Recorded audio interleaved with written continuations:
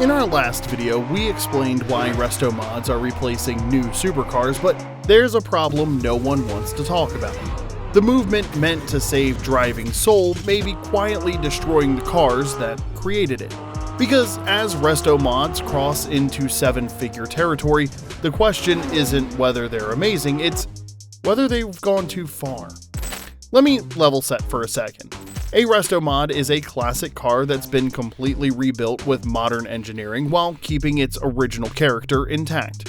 Not a restoration, not a modification, a complete reimagining. And in the last few years, demand has exploded. What started as a niche craft has become a full-blown industry. Builders like Singer and Gunther Werks have waitlists stretching years into the future, but here's what happened as demand grew. Prices escalated. Fast. What used to cost $150,000 now costs $500,000. What used to cost $500,000 now costs over $1 million. And the seven-figure Restomods that seemed shocking 3 years ago, they're becoming normal. When Singer first started building reimagined 911s, the price was around $400,000.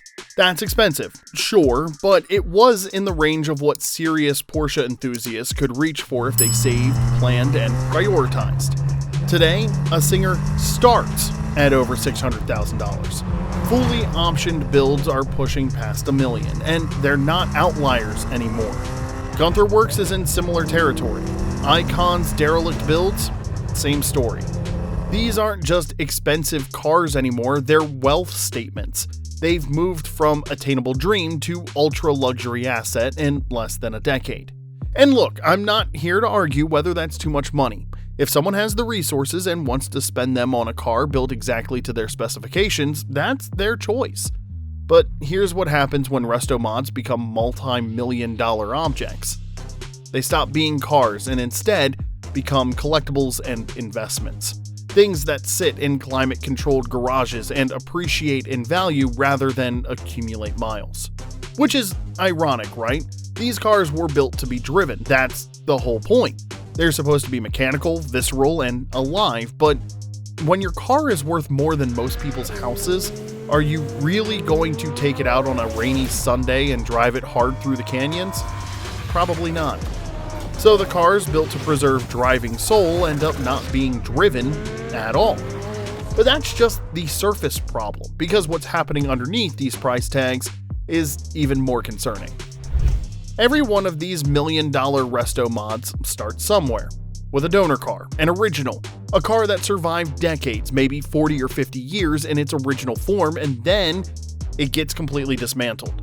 The body comes off, the engine comes out, the interior is stripped, and in many cases, very little of the original car actually makes it into the final build. The VIN stays, the registration stays, but everything else is gone.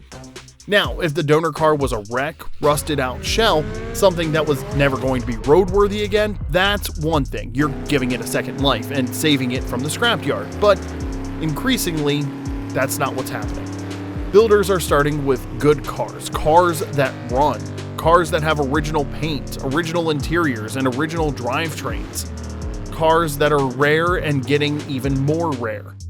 And those cars are being taken apart and transformed into something completely different. Is that improvement or is it erasure? Because here's the thing, once a car is restomodded, there's no going back. The original is gone and so is the history. The patina, the wear, the evidence of 5 decades of use and care and life, all of that is erased in favor of something perfect and new. And you can argue that the result is better. It's faster, more reliable, and more refined, and that's probably true. But is it more valuable culturally? Is it more important historically, or have we just turned something irreplaceable into something custom? And here's the irony. The cars built to preserve driving soul may be permanently erasing it. Now, this destruction of originality wouldn't matter so much if these were common cars, but they're not. And as more of them get consumed by the Restomod industry, something else starts to happen in the broader market. The value of donor cars has skyrocketed. A 1990s Porsche 911 that used to sell for $40,000 now sells for $80,000. Why? Well, because builders need them. And wealthy clients will pay whatever it takes to secure one for their build. An original air-cooled 911 in good condition, it's not a $60,000 car anymore, it's a $120,000 car, maybe more depending on the year and spec. And that's great if you already own one. Your asset just doubled in value, but if you're a younger enthusiast, someone who's been saving for years to buy their dream car, you just got priced out. The cars that were supposed to be attainable classics, the ones that represented an entry point into serious car culture, are now out of reach for most people, and it gets worse. As donor cars get bought up and converted into Restomods, there are fewer original survivors, fewer stock examples, and fewer cars that exist in the form they were designed to be experienced. The supply is shrinking while demand from builders stays high, and that creates a cascade effect. Higher prices mean fewer people can participate. Fewer originals mean the historical record gets thinner, and the gap between those who can access these cars and those who can't keeps widening. Which brings us to an uncomfortable truth about who actually benefits from all of this. Ultra-wealthy collectors get bespoke cars built exactly to their specifications. They get something nobody else has, something that combines classic design with modern performance and reliability, and they get an asset that's likely to appreciate over time. Boutique builders get to do the best work of their lives. They're not constrained by mass production or corporate oversight. They can take as much time as they need, use the best materials available, and create mechanical art. Auction houses win. Every time a Restomod sells for 7 figures, it generates headlines and sets new records. It brings more buyers into the market, but who loses? New enthusiasts. People who are just discovering car culture, who want to own something special and who are willing to work on it and learn about it and be part of the community. They're being shut out by prices that have nothing to do with the original value of these cars. Purists also lose. People who believe that original cars have historical value, that preservation matters, and not everything needs to be improved or updated or perfected.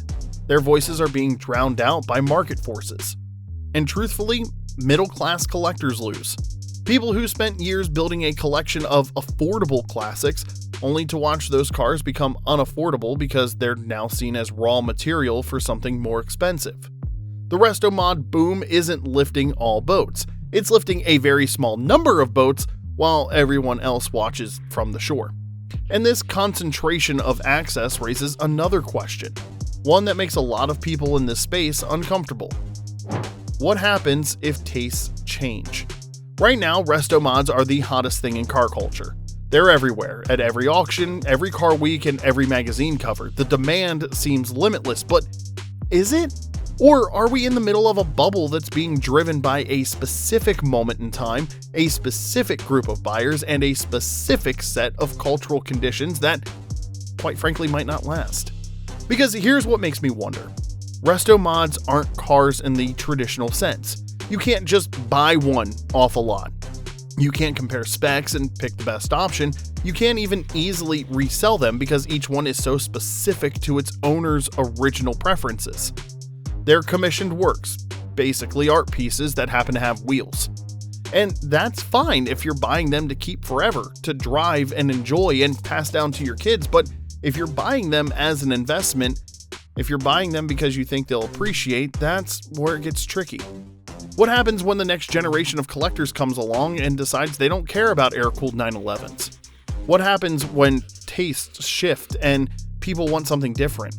What happens when the Restomod that cost $1 million to build can't find a buyer willing to pay $800,000 for it?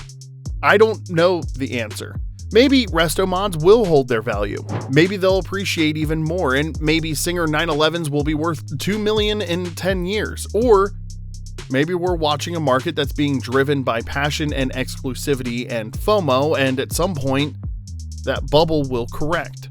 And if it does, the people who paid 7 figures for bespoke Restomods are going to be holding very expensive, very specific cars that suddenly don't have a market.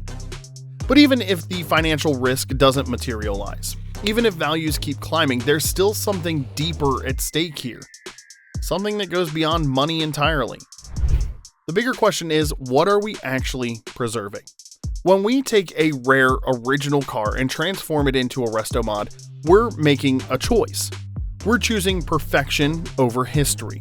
We're choosing craftsmanship over originality, and we're choosing the individual experience over the collective record. And maybe that's the right choice. Maybe cars are meant to be driven, and if restomodding them is what makes them drivable and desirable, then that's what we should do. But if that's true, what happens to preservation? What happens when all the best examples of a particular model have been restomodded and there are no original survivors left to study, to reference, and to understand? What happens when we lose the ability to experience a car the way it was meant to be experienced when it was new? There's a tension here between access and exclusivity, culture and craftsmanship.